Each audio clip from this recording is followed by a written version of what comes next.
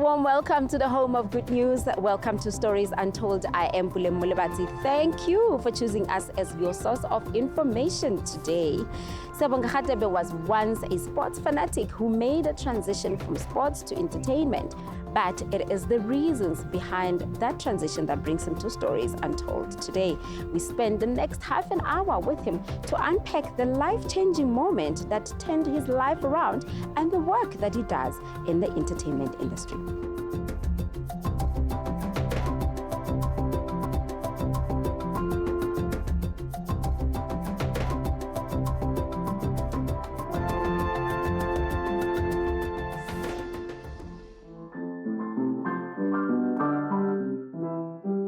I don't engage people to prove my intelligence, but I engage them to improve my intelligence.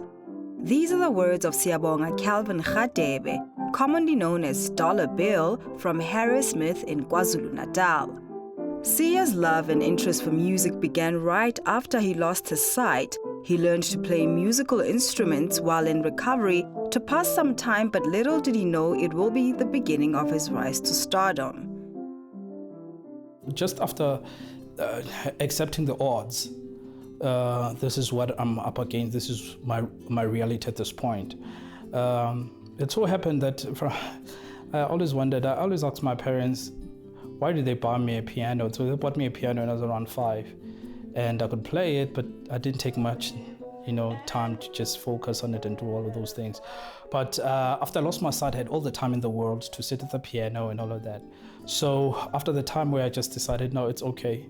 I'm not the first one to be blind. I'm definitely not going to be the last one. So how do we become active in this situation? How do we become impactful in this situation? How do we inspire other people? And how do we ensure that for the next person who might go through what I'm going through might not be as bad as what I've been through? Siya continued to excel in various fields, and in business, he later formed a media company called Zollyhood.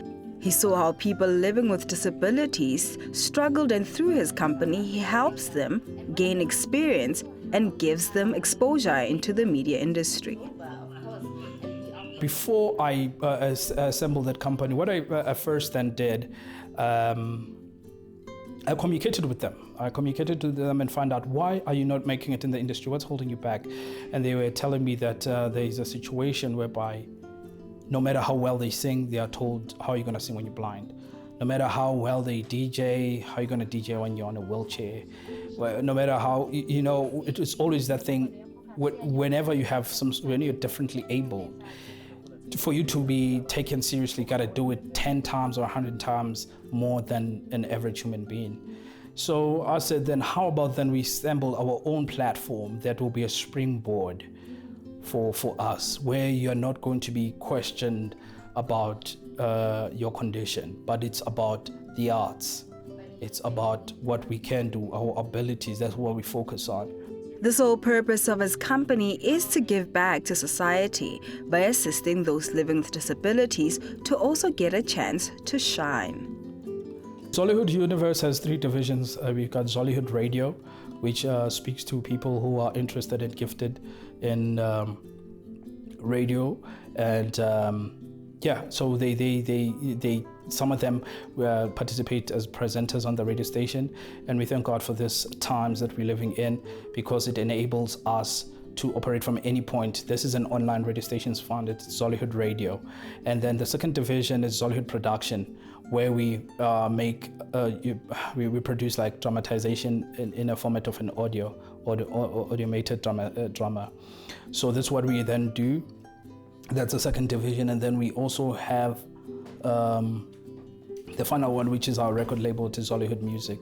So those 3 divisions, I was able to realize that we are able to cater for people with disability. Those who want to present, there's a place for them. Those who want to act, there's a place for them, whether it's poetry and all these content, content creation is there for them, and as well those who are interested in music. It's 12:15, whereby we are going to open our lines for our listeners to come and tell us where. We got to sit down and talk to some of Zollyhood's talent to get a sense of how it has helped them better establish their careers. I met Siyanda Radebe, which is, we call him Dollar Bill.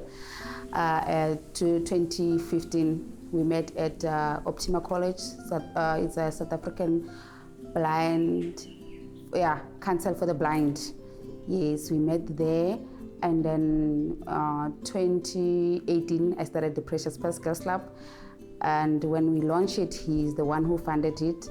And then on 2020, October, he started the Zollyhood.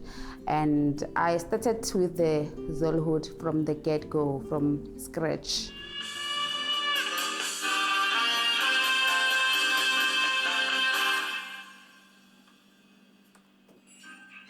Good evening, ladies and gentlemen. Welcome to one of the best primetime radio shows that you will ever find on Zollyhood Radio. This is definitely where the magic happens, and you and I are going to be keeping each other very company. Dollar Bill, this is just a backstory of it. My significant other actually is a friend with one of our colleagues at Zollyhood Universe, and he knows my passion for radio.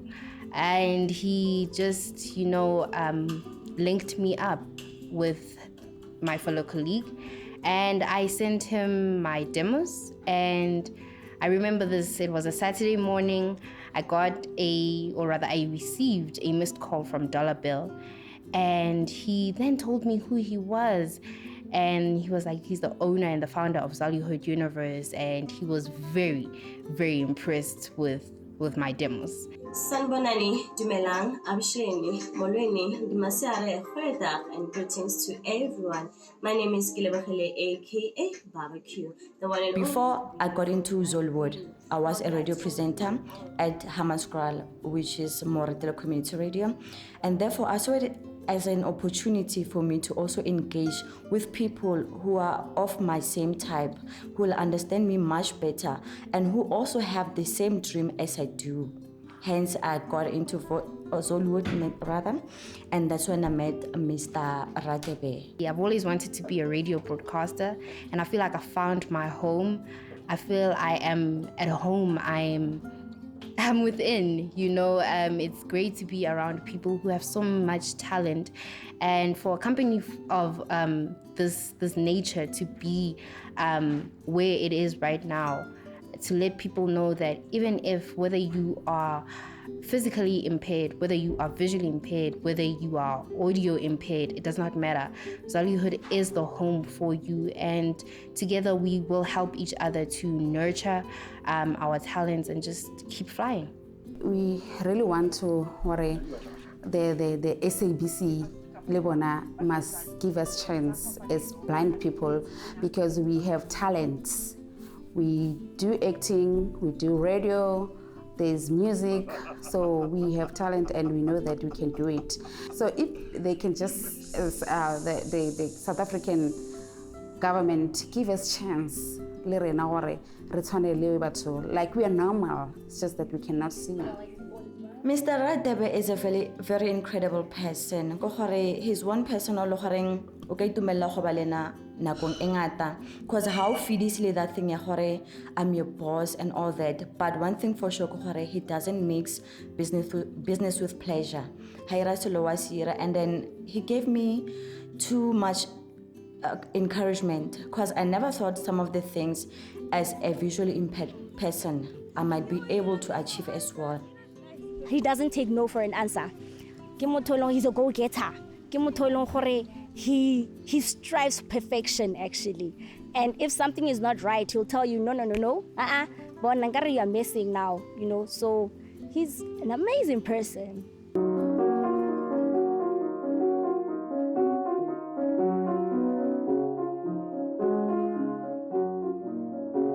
Through Zollyhood, there have been a number of individuals who have broken the local seal and made it to big stages internationally.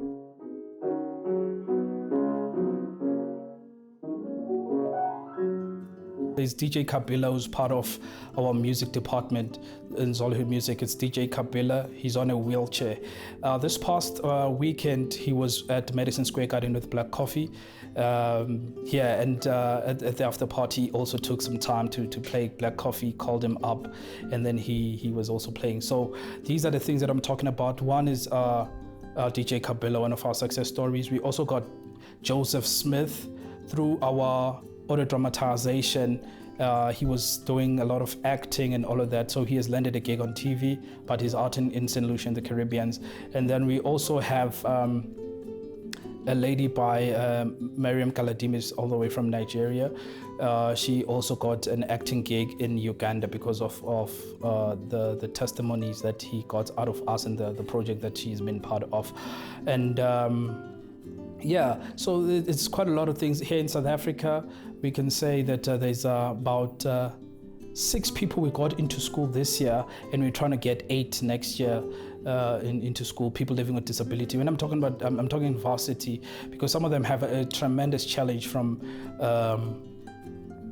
shifting from secondary level to tertiary level. So then we come with different people who have been there and help them walk that walk. We allocate responsibilities according to the experience and expertise and passion, and that's how we're able to see tremendous success. So that really warms up my heart, and I do believe that the future is bright, and with more support, I do believe that Zollyhood can go extremely, extremely far.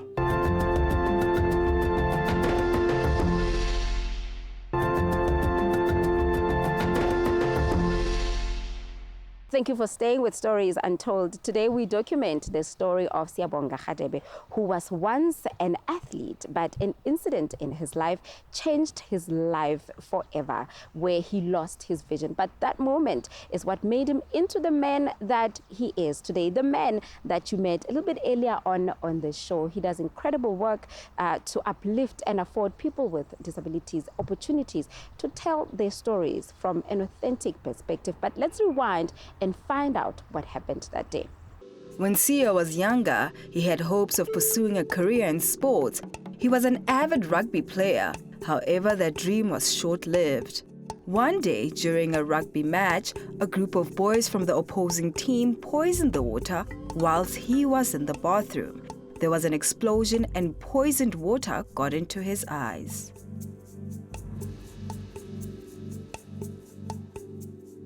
When this happened, then this is me on the floor trying to figure out, okay, what just happened? I tried touching my eyes because I can realize I cannot see anything. My ears are ringing. There was a humongous blow, and I can feel this terrible burning sensation in my eyes. And when I touch my eyes, they feel rather... One thing I can tell, I was seriously, seriously hurt. And then I tell myself, you know what, let me try to get up and retrace my step. How did I walk in here? Because if I don't, I do feel like I'm going to die. An investigation was done. There was a case opened, and there was different types of inconclusive the results of the investigations. Some statements were saying it was the chemical to clean the basin, which was owned by the stadium and whatever. And some of them, but the one which was more consistent was the one that the same 3 boys which were following me from the different school, the opposite school that we were playing against, are the same boys who at that time also were science students, and they were taught about this chemical because the chemical was also discovered that it was a sodium which reacts to water. So they were taught about it, and that it should never be mixed with water and whatever the case is. And amongst the 3 boys which I'm talking about was a lab assistant who then thought if they could do something like this to me, it will take me out of the tournament, therefore it will weaken the team. After the incident, Sia underwent various surgeries to help him regain his sight. Out of the 27 procedures, one was successful. However, after some time, his sight deteriorated once again. I'd get some sight for a few months, then lose it, then we go to a different doctor. I've had surgeries like your corneal transplant, I've corneal graft, I've had corneal lens implant, I've got atomus implant, I had retina reconstruction. I did quite a lot of different type of surgeries, and as well as the one which sort of brought me some sight for quite a time. It was surgery which is called the keratoprosthesis, which was performed by a great physician in our institute, Dr. Pty Ltd. He did, it was an invention at the time, and the report was said I was actually the youngest to had performed on, and I was number 10 in the world, number 1 in Africa. It was an invention. He had to go international to go and watch it being performed on someone, and he asked my parents if they could be okay if he tried it, and it was a success for some time. The amount of success of the surgery, he also couldn't believe it, because when using spectacles it was 20/24 vision, and he thought I was just going to be able to see somebody in front of me or somebody shaking my hand and all of that, but it went way beyond that. I could read, I could do quite a number of things, and that was just an incredible. But along the way, he kept on saying that each day I wake up and I can still see, I must thank God. And one day, I had a terrible headache, in both my eyes were swelling, and spoke to the folks and told them what was going on, and also my brother was there, and told them that it seemed like something's wrong with the eyes, because now we tried all different types of medications and all of that, but long story short, when eventually the pain was unbearable, I came to Pretoria, and it was declared the surgery rejected. The prosthesis ended up rejected. After losing his sight for the second time, Siya made a life-changing decision to stop pursuing the chance of regaining his vision. I felt like it took me so long to get that sight, and I don't think that I still have it in me to go through that, and the amount of pain, because when it initially happened, I always thought like, okay, tomorrow or next week I'm going to be okay. The next week, so if next week comes, like, okay, next appointment, and I go, yeah. Like also the family had that type of a thing, that type of thought, like, okay, maybe, yeah, God, we're going to these doctors, they're going to do something. Yeah, surely in 3 months you're going to be okay. Definitely. And then maybe 4 or 5 months go by. So then you look at the journey, look at the different doctors, and look at every type of report. And for me, I was like, nah. If this is what I have to go through, I'll go through it. And if I had to be great with sight, I can still be great without sight, because along the way, along the journey that I had, I took a lot of interest in reading, listening to different types of stuff, and thank God for technology, because then it enables us people living with visual impairment to access certain type of materials, and those materials were building me, talking about how other people with disability have made it. And I thought to myself, my greatness was not on my eyes. My greatness is who I am, and I do know from a very young age that God has intended to do something amazing with me, and maybe thus the challenge, maybe thus the loss of sight.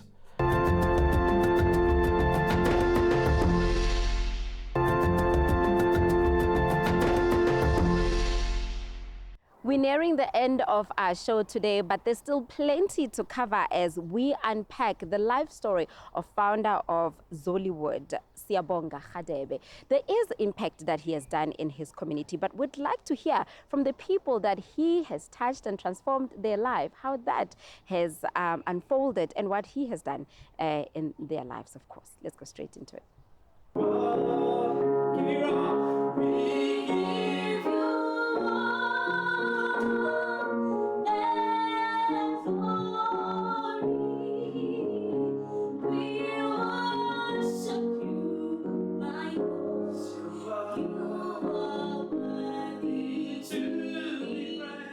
I actually want to see Zollyhood being international and being well known, and Sia for him as the big boss, way boss. I actually like to call him way boss. I see him as being a true leader. He's actually a very good leader. He's a true leader, and I actually see him, and I wish he's always true to himself. He's always, whenever life puts him down, I wish I realize him losing his eyesight, that is not the end of the world. And I wish for him adula strive for the best, nothing else but the best. I wish him all the best in whatever he touches. Whatever dollar bill touches turns into gold, pure quality gold. And I know wherever his next venture is going to be, it's going to be nothing but a success. For Zollyhood Universe, I wish that we keep letting people know about Zollyhood Universe. I am telling you that this company is going to be a legacy one day for not only myself, but so many people in South Africa and at large globally. I would love to see Zollyhood and to become a big company. It helps people with disability to achieve their goals.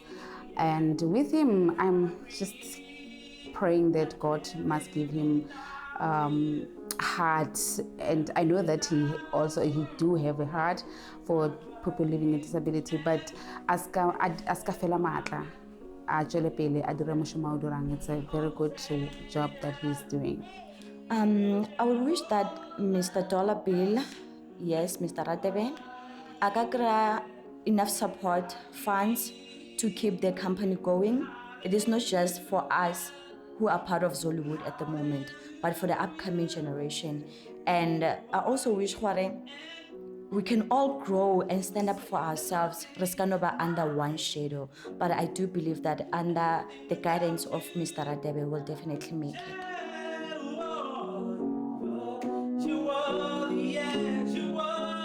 Thank you for taking this journey with us today. We absolutely enjoyed spending time with Siyanda, learning a bit more about the person that he is, but also the wisdom that he has shared with us. We hope that the 30 minutes we spent together was nothing short of inspiration. We hope that you can also get in touch with us and share those inspirational stories of individuals that you may know in your life, in your community, or someone that you may even have heard of or seen on social media. Reach out to us. We are at Stories Untold SABC on Facebook as well as on Twitter. Until next time, let's do this again.